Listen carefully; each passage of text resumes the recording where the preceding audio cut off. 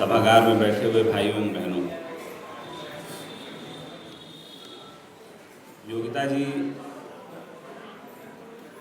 का जो काम करने का तरीका है इतना ऊर्जा देने वाला है कि जब भी कोई प्रपोजल या कोई प्रस्ताव इनकी तरफ से आता है तो मुझे ऐसा लगता है कि ये कार्यक्रम वो नहीं कर रही हैं, मैं कर रहा हूँ।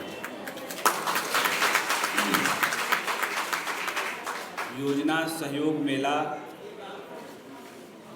एक बहुत ही महत्वपूर्ण कार्यक्रम हो सकता है और यहाँ आने के बाद और आपसे समझने के बाद मुझे लगा कि योजनाएं बहुत सरकारों द्वारा लागू की जाती हैं, लेकिन उसका निश्चित लाभ लोगों तक तभी पहुंचता है जब लोग उसमें हिस्सेदारी लेते हैं, उसमें भाग लेते हैं और उन तक सही सूचना पहुंचती है। कई बार हम लोग आम तौर पे देखते हैं कि हमें किसी चीज़ की ज़रूरत होती है और वो ज़रूरत हमारे अगल बगल ही उपस्थित होती है और कोई भाई बहन हमें बताता है कि अरे आपको नहीं पता, ये नंबर लीजिए, इस पर फ़ोन कर लीजिए, आपका काम हो जाएगा। ये तो सहज ही सरकार द्वारा ये चीज़ लागू की गई है। तो योजना सहयोग मेला का आयोजन एक बहुत ही अच्छा प्रयास है, एक बहुत ही अच्छा आइडिया है और आज जिस युग में हम लोग जी रहे हैं यह इतना विकसित युग है कि आमतौर पर जब बात चलती है कि पहले समय अच्छा था कि अब समय अच्छा है, तो लोग कहते हैं कि नहीं पहले बार ठीक था, पहले बहुत ठीक था। लेकिन इसके उलट है, अगर दुनिया का आकलन किया जाए, विकास को नापा जाए, तो पूरी दुनिया जितना 3 लाख सालों में विकसित हुई थी उतना विकास अगले 3000 सालों में हुआ। उसके बाद जितना विकास 3000 सालों में हुआ अगले 300 सालों में उतना विकास हुआ और जो पीछे के 300 सालों में जितना दुनिया विकसित हुई उतना विकास का काम 30 साल में हो जाता है। और आप ध्यान करिए कि यहाँ बैठे हुए लोग कि 30 साल में जो काम, जो सड़क, जो बिल्डिंग, जो भवन बनने होते थे वो काम अब 1 से 3 साल में बन जाता है। तो दुनिया बहुत बेहतर हुई है, बहुत अच्छी हुई है, बहुत सुंदर हुई है। अब जो है ज़माना स्टार्टअप का है और स्टार्टअप का ज़माना क्यों है? क्योंकि सारी सुख सुविधाएं, सारा जो रिसोर्स साधन हमारे अगल बगल बिखरा पड़ा है। बुद्धिमान और समझदार व्यक्ति क्या करता है, उसको एक जगह जोड़ता है और एक नई चीज़ खड़ा कर देता है जो हमारे काम की होती है। अगर एक छोटी सी बात कह के मैं अपनी बात समाप्त करूंगा, क्योंकि यहाँ पे योजना सहयोग मेला में ज़्यादा से ज़्यादा लोग भागीदारी लें और ज़्यादा से ज़्यादा लाभ प्राप्त करें, हमें ये कोशिश करनी चाहिए। तो पूरे युग को अगर 5 हिस्सों में बांटा जाए जब से मानव सभ्यता विकसित हुई, तो पहला युग हो सकता है आदिम युग, जिसको अंग्रेजी में गैदरर एंड हंटर्स कहते हैं, कि जब हम लोग मानव के रूप में पैदा तो हुए लेकिन हमारे पास सभ्यता नहीं थी। हमारा भी जीवन कुछ जानवरों जैसा ही था।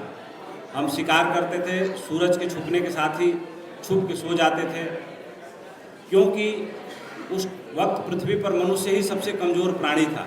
जीव कीड़े मकोड़ों को छोड़ दिया जाए तो सूरज की रोशनी के साथ हम जगते थे। वो एक युग था, आदिम युग। उसके बाद जब समय विकसित हुआ तो धीरे धीरे जो है लोग समूहों में रहना चालू हुए। तो कह सकते हैं कि ग्रामीण युग, यानी गांव का युग बना, जब एक साथ रहना चालू हुए। उसके बाद जो समय आया एग्रीकल्चरल रिवोल्यूशन का, कि जब लोग गांव में रहना शुरू किए तब उन्होंने खेती करना चालू किया, अन्न उपजाना चालू किया, परिवार बनने चालू हुए, ठीक से जो है समाज का निर्माण होना चालू हुआ।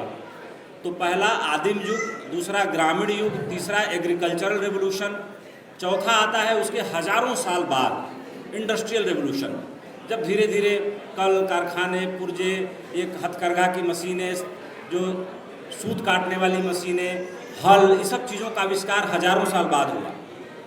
उसके बाद इंडस्ट्रियल रिवोल्यूशन के बाद सीधे सीधे आप आइए 16वीं शताब्दी, 15वीं शताब्दी में जब बाबर का युग शुरू होता है, मुगलों का आक्रमण होता है भारत पे और अंग्रेज आते हैं, तो वो सुपर इंडस्ट्रियल रिवोल्यूशन का युग होता है।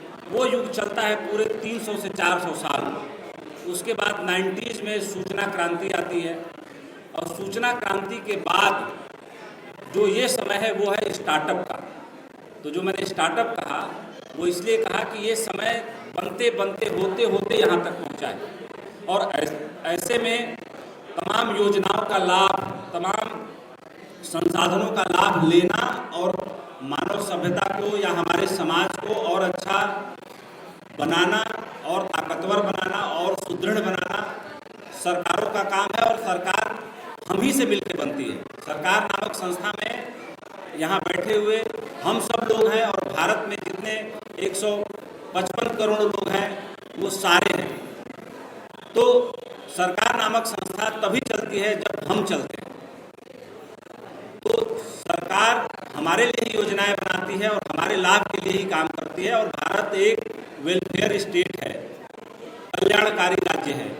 भारत सरकार के बजट का अधिकतम हिस्सा जो है लोगों के कल्याण के लिए ही खर्च होता है और जब खर्च होता है तो उसका लाभ मिले, इस तरह के सहयोग मेला और से और आयोजित हों, मैं यही चाहूँगा। और इस काम में मेरा कहीं सहयोग हो, मैं सहर्ष देने के लिए हमेशा तैयार रहूँगा।